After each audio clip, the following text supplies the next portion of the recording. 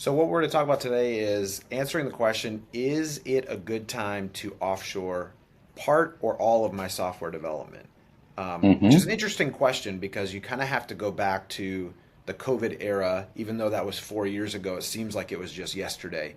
But Hmm.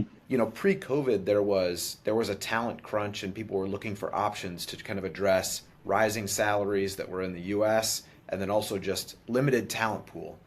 And Yeah. then you had COVID, and then you had the Great Resignation, which was people leaving and chasing other salaries and higher salaries, and that was driven primarily, from all of a sudden people are more open to remote work. That people were considering, hey, maybe I want to take a new job, and so really after COVID, then you had this even further talent crunch. So Mm. companies were left with, how do I figure out, maybe how do I replace that key person that left during the Great Resignation, or how do I staff up to tackle these new initiatives?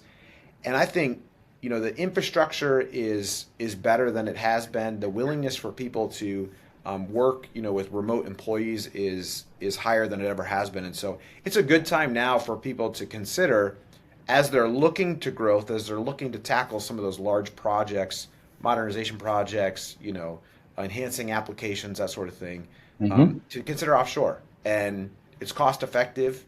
There's a higher level of access to talent that maybe you don't have in the U.S.